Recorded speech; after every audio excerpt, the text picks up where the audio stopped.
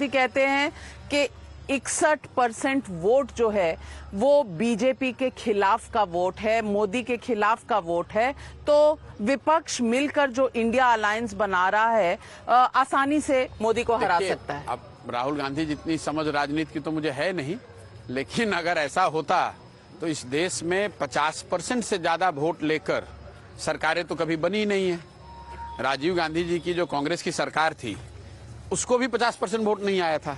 तो ये तो थियरी है भाई। 61% में तो वाईएसआरसीपी को जो वोट मिला है वो भी जुड़ा हुआ है, उसमें जो बीजू जनता दल को वोट मिला है वो भी जुड़ा हुआ है, निर्दलीय भी जुड़ा हुआ है, बीआरएस भी जुड़ा हुआ है। तो ये तो थियरी है।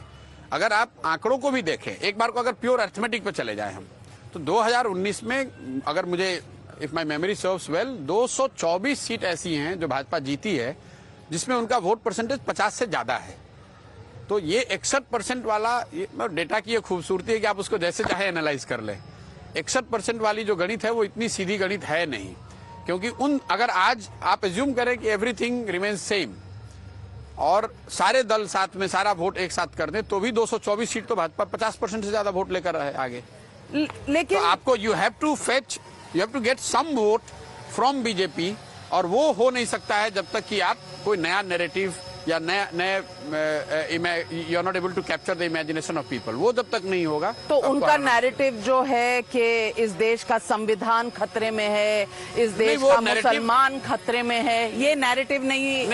अभी का जो नैरेटिव हम लोग को समझ में आ रहा है वो ये है कि मतलब ये जोड़ने तोड़ने वाली बात, अगर कुछ नैरेटिव है किसी स्तर पे तो वो जोड़ने और तोड़ने की बात है। जैसे उन्होंने भारत जोड़ो यात्रा करी, जो स्लोगन की आपने बात करा, जुड़ेगा भारत जीतेगा इंडिया, तो सब कुछ उसके इर्द गिर्द है, जोड़ने तोड़ने वाली बात को। अब उसको लेकर समाज में कोई बहुत बड़ा मैं ऐसी चीज हम लोग को नहीं दिख रही, मुझे नहीं दिख रही है कि उसके आधार पर बहुत बड़ा कोई ऐसी बात हो कि नहीं हमें इनको हटाना है। जब तक वो होगा नहीं तब तक आप कितना भी समीकरण बना ले वो चीज होनी। जैसे आपका नैरेटिव, मैं हमेशा कहता हूँ हिंदुत्व को लेकर आपके पास कोई काउंटर है नहीं, नेशनलिज्म को लेकर आपको कोई काउंटर है नहीं। जितनी चीजें उदयनिधि स्टालिन ने तो कह दिया सनातन धर्म को इरेडिकेट करना है। जितनी चीजें हो रही हैं, चाहे वो ये चंद्रमा वाली बात हो, G20 हो रही, सब क्या है? ये सब न्यो नेशनलिज्म के कंपोनेंट हैं, जिसमें ये बताया जा रहा है कि भाई देश मोदी जी के ही साथ आगे बढ़ेगा, हमारी देश विदेशों में प्रतिष्ठा बढ़ी, देश विश्व गुरु बनने वाला है। ये सब जो बात है सही है गलत है वो अलग बात है। इस चीज का जब तक आप काउंटर नहीं करेंगे, तो मैं हमेशा कहता हूं कि भाजपा के 3 लीवर हैं।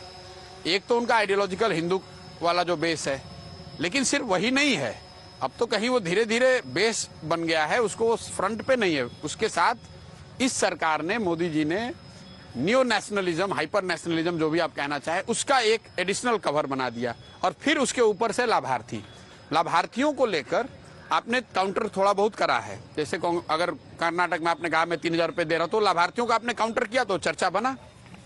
मध्य प्रदेश में भाजपा को रिस्पॉन्ड करना पड़ रहा है, they have now started similar thing. अगर जब तक इन तीनों चीजों पर उनको काउंटर नहीं करेंगे तब तक मुझे लगता है कि आपको बहुत सफलता मिलने की संभावना कम है।